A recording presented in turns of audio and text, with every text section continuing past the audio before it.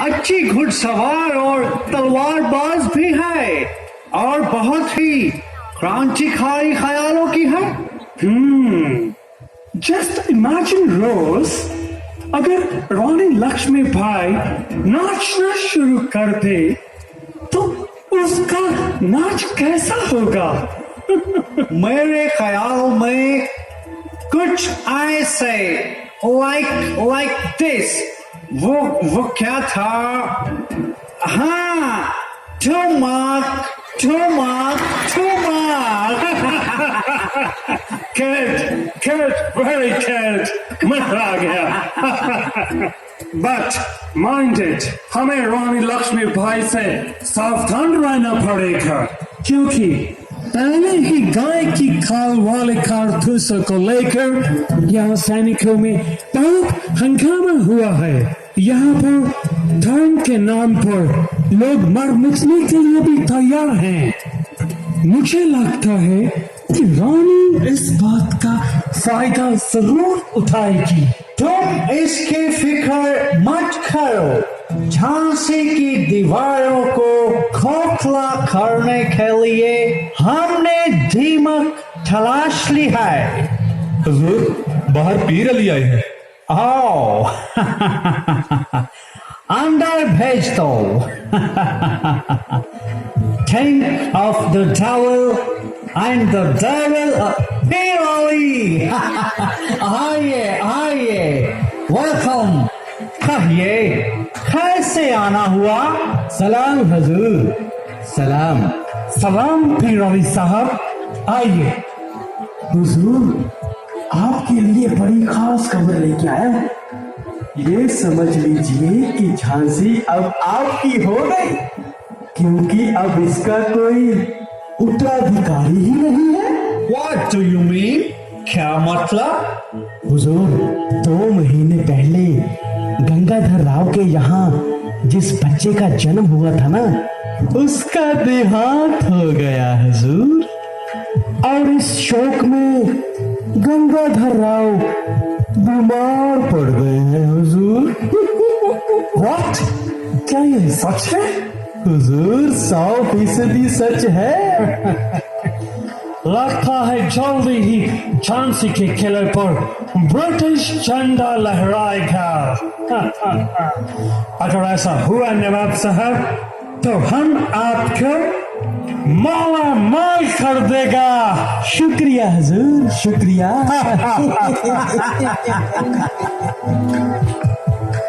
उधर गंगाधर राव को आभास हो गया था कि अब अंग्रेज झांसी पर कब्जा करने के मंसूबे जरूर बनाएंगे।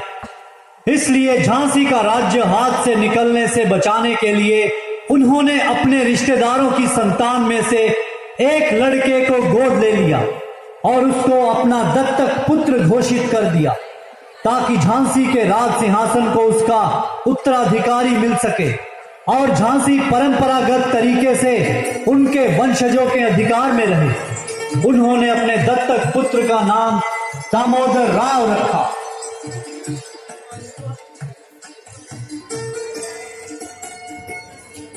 बुंदेलखंड में कंपनी सरकार का राज्य स्थापित होने से पहले हमारे पूर्वज उनकी सहायता करते आए हैं। मैंने स्वयं जीवन भर उनकी सहायता की है। इस समय मैं रोगग्रस्त हूँ, परंतु ये सोचकर कि कदाचित मेरा देहांत हो जाए और बिना उत्तराधिकारी के झांसी राज्य नष्ट न हो जाए, मैंने अपने कुटुंब में एक 5 वर्षीय बालक आनंद राव को हिंदू धर्म शास्त्रों के अनुसार गोद लिया है, जिसका नाम दामोदर राव रखा गया है। मेरे ना रहने पर दामोदर राव झांसी राज्य का उत्तराधिकारी होगा। जब तक मेरी पत्नी रानी लक्ष्मीबाई जीवित है, वही इसी राज्य की स्वामिनी है। दामोदर राव के बालिक होने तक राज्य की संपूर्ण व्यवस्था रानी लक्ष्मीबाई के हाथों में होगी। मैं चाहता हूं कि रानी को किसी प्रकार का कष्ट ना हो। हस्ताक्षर गंगाधर राव। पुत्र गोद लेने के 2 दिन बाद 21 नवंबर 1853 को महाराज गंगाधर राव का देहांत हो गया। परिणाम स्वरूप कंपनी सरकार ने झांसी पर कब्जा करने की मुहिम तेज कर दी। रानी लक्ष्मीबाई ने अंग्रेजों की नीयत को भांपते हुए अपने दत्तक पुत्र दामोदर राव का राज तिलक करने का मन बना लिया और उस दिन दरबार में खबर मिली है कि सदाशिव नेवालकर ने झांसी की गद्दी के लिए अंग्रेजों के सामने अपना दावा पेश किया है। रानी लक्ष्मीबाई का तो नाम ही नहीं है, क्योंकि वह स्त्री है। अंग्रेज भी यहाँ स्त्री को राज करने के लायक नहीं मानते। लेकिन इंग्लैंड की महारानी विक्टोरिया भी तो स्त्री है, पुरुष नहीं है। हाँ, मगर हिंदुस्तान इंग्लैंड नहीं है। यदि दिवंगत राजा के पुरखों से किसी मर्द वारिस का ही हक कबूल किया जाना है तो वास्तव में सदाशिव ही गद्दी का सबसे बड़ा हकदार। फिर क्या हम हाथ पर हाथ धरे बैठे रहे या झांसी को सदाशिव नेवालकर के हाथ में सौंप दे, जो अपने आप को राजा बता रहा है, या फिर उन अंग्रेजों के हवाले कर दे जो झांसी पर नजरें गड़ाए बैठे हैं। हे भगवान, ये क्या हो रहा है? झांसी राज्य धीरे धीरे हाथ से निकलता जा रहा है। नाना, क्या ये राज्य चला जाएगा? हाँ बेटे, अब यही लगता है कि ये राज्य चला ही जाएगा। मुझे राज्य की नहीं, स्वराज की चिंता हो रही है। स्वराज? ये स्वराज क्या होता है माता? समय आने दो पुत्र, सब समझ जाओगे। दादा बाजीराव पेशवा ने हमें बचपन में स्वराज की शिक्षा दी, जिस आदर्श को छत्रपति शिवाजी ने स्थापित किया था। आज हमें बड़ा संतोष है कि जनता हमारे साथ है। जनता अमर है, इसको स्वराज के सूत्र में बांधना चाहिए। राजाओं को अंग्रेज भले ही मिटा दें, परंतु जनता को नहीं मिटा सकते। एक दिन आएगा जब इसी जनता के आगे होकर मैं स्वराज की पताका फहराऊंगी। सावधान, मेजर रोज पधार रहे हैं। यहाँ तक आने में कोई कष्ट तो नहीं हुआ? जी नहीं, मैं अपना कर्तव्य निभाने आया हूँ। मुझको गवर्नर जनरल साहब के जो ऑर्डर्स मैकम साहब से मिले हैं वो पेश कर रहा हूँ। मेरी सिफारिश पर गवर्नर जनरल लॉर्ड डलहौजी साहब ने जेंटलमैनली ऑर्डर दिया है। महारानी साहब और उनकी फैमिली के लिए 5000 रुपीज मंथली देने के लिए लिखा है, मगर दत्तक पुत्र को नामंजूर किया है। भारत सरकार की 6 मार्च 1854 की आज्ञा अनुसार झांसी की जनता के सुख तथा संतोष के लिए झांसी राज्य को ब्रिटिश राज्य में मिलाने की घोषणा की जाती है। नहीं, मैं अपनी झांसी नहीं दूंगी।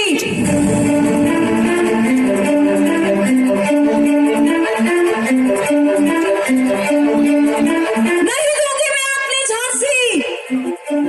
मैं अपनी झांसी नहीं दूंगी। नहीं दूंगी मैं अपनी झांसी। नहीं दूंगी। हर हर महादेव। हर हर महादेव। हर हर महादेव। हर हर महादेव। हर हर महादेव।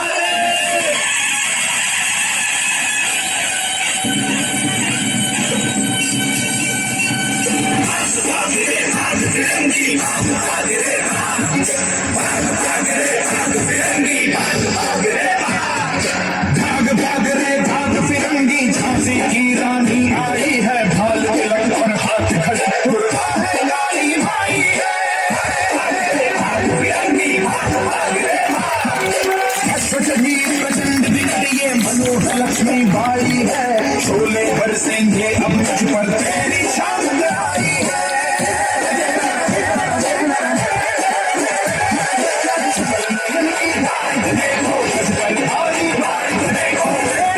शोले में आई झांसी की रानी आई, रानी आई, झांसी की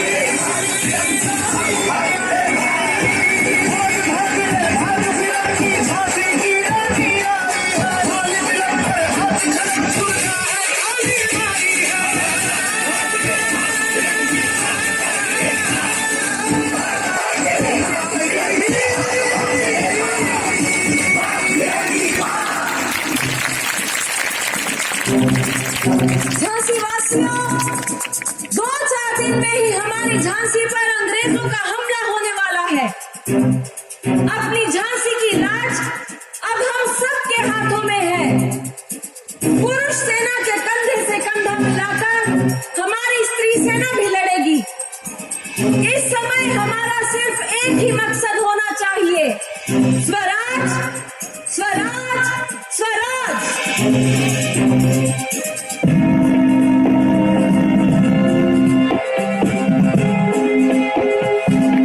ईश्वर का आशीर्वाद हमारे साथ है। अपनी अपनी तलवारों पर हाथ रखकर प्रण कीजिए। पवित्र गंगा जल की सौगंध, स्वराज की खातिर हम अपना सब कुछ लुटा देंगे। झांसी के लिए और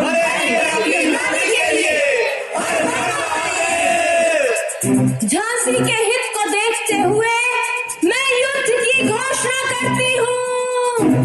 तैयारी शुरू की जाए। सभी फाटकों पर छोटी बड़ी तोपें चढ़ा दी जाएं। युद्ध सामग्री और रसद पहुंचाने का काम उचित हो।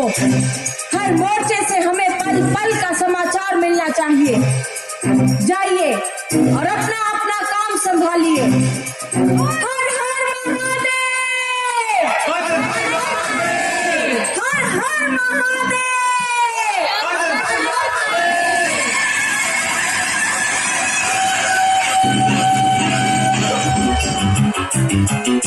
युद्ध का बिगुल बज चुका था। अंग्रेज अधिकारी सोच में पड़ गए थे, मगर दुल्हाजू और नवाब पीर अली जैसे गद्दारों ने अंग्रेजों से सौदा करके उनका साथ देना शुरू कर दिया था।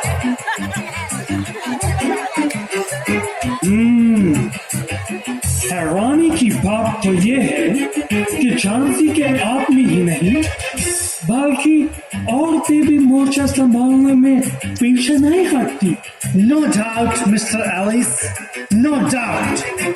घुड़सवारी, हथियार चलाना और तोपे धागना इन औरतों के लिए कितना आसान काम है।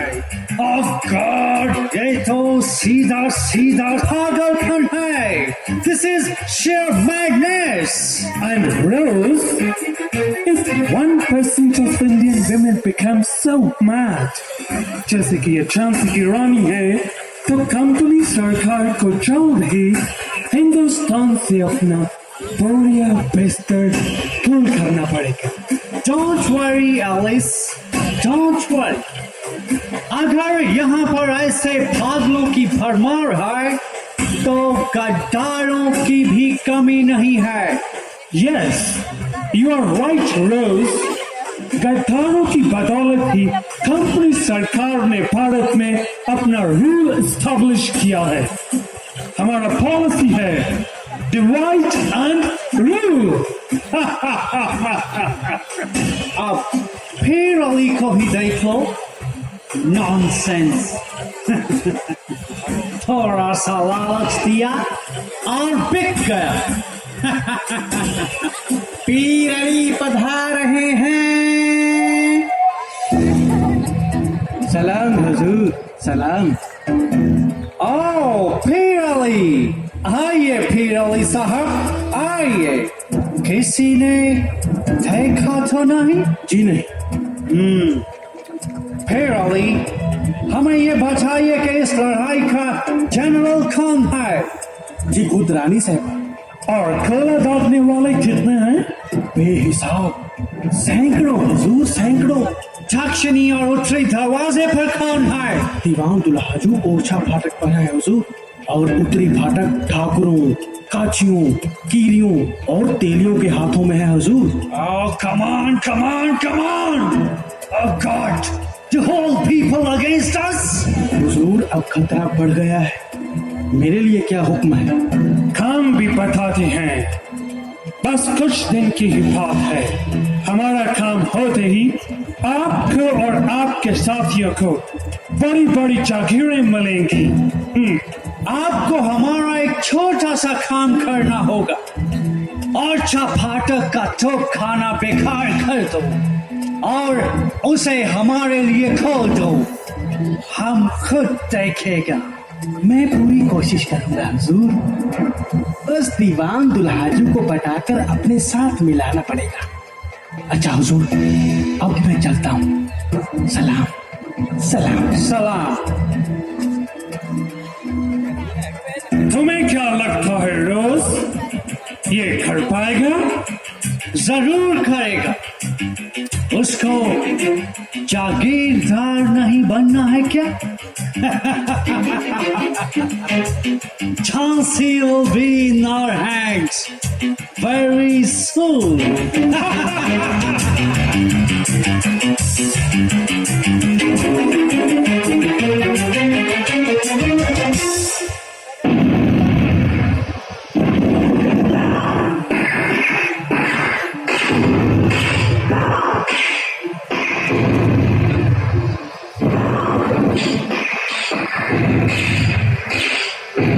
बख्शिंजू की तोप आज दुश्मन पर कहर बरपा रही है। जी भाई साहब, लगता ही नहीं कि कोई औरत तोप चला रही है।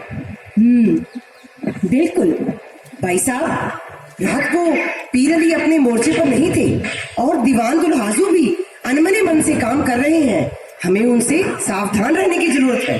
ठीक है, उन पर नजर रखो। जाओ। जी।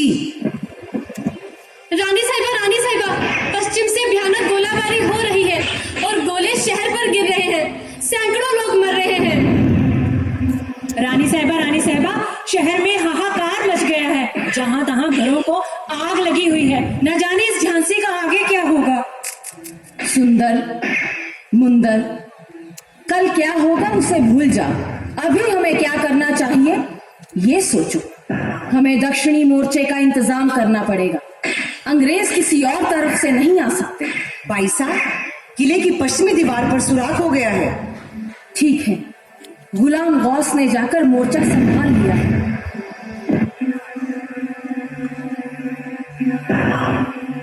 भाई साहब, बख्शिंजू अब इस दुनिया में नहीं रही। क्या कहा? बख्शिंजू नहीं रही? रानी साहिबा, हमारी मदद के लिए पेशवा की सेना आ गई। क्या?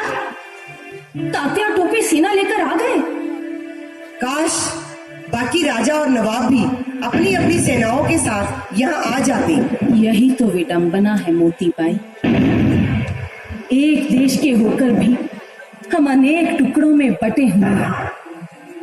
सब अपने अपने स्वार्थों में डूबे पड़े हैं। नतीजा ये कि ये फिरंगी धीरे धीरे सारे देश को निगले जा रहे हैं। हमारे राजाओं और नवाबों में स्वदेश और स्वराज का जुनून ही नहीं है, बस अपनी अपनी गद्दी की लालसा। यही कारण है मेरी बहनों कि जुनून वाले को हर युग में अकेले ही लड़ना पड़ा, चाहे छत्रपति शिवाजी हो या फिर महाराणा प्रताप। एक राजा को दूसरे राजा का नेतृत्व स्वीकार ही नहीं। दूसरों के पीछे चलने से इनकी मूंछ नीची हो जाएगी ना। तो फिर भला एक औरत को वो कैसे बर्दाश्त कर पाएंगे? स्वराज के लिए मैं पीछे चलने को तैयार हूं। आगे बढ़ने की कोई हिम्मत तो करे। डगर कठिन जरूर है पर नामुमकिन नहीं है। हमें युद्ध करना है और हम युद्ध करेंगे। हर हर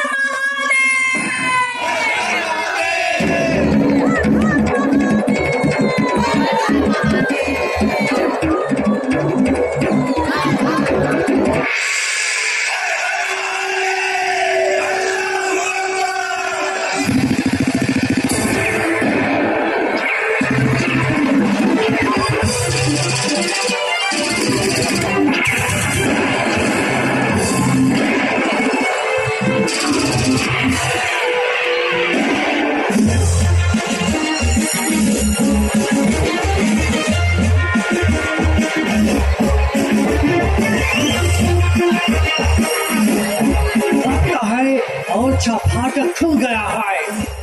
आखिर बेवकूफ भीड़ अली ने हमारा काम पूरा कर दिया।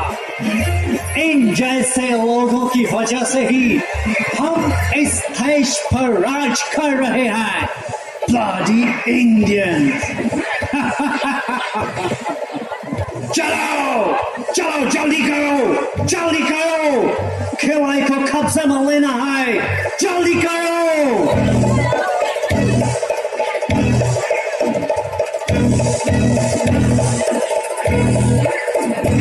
रानी साहिबा क्या खबर है? बुरी खबर है रानी सरकार। ओरछा फाटक का तोपखाना तबाह हो गया। पीर अली और दुल्हाजू ने गद्दारी की, ओरछा फाटक खोल दिया और अंग्रेजी सेना किले में घुस गई। क्या? रानी साहब, आप जल्द से जल्द किला छोड़कर चले जाइए। हम सब इनको रोकने की कोशिश करते हैं। आप जाइए रानी साहब। नहीं, मैं अपनी झांसी छोड़कर नहीं जाऊंगी। मैं लड़ूंगी, मैं अपनी आखिरी सांस तक लड़ूंगी, पर झांसी छोड़कर नहीं जाऊंगी।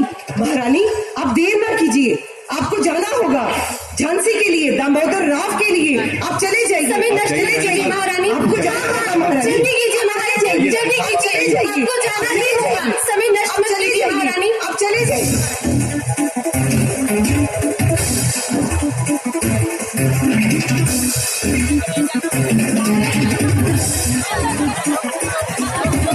कब्जा करो, मार डालो सबको, सभी हथियार अपने कब्जे में ले लो। फायर, जल्दी करो, मार डालो।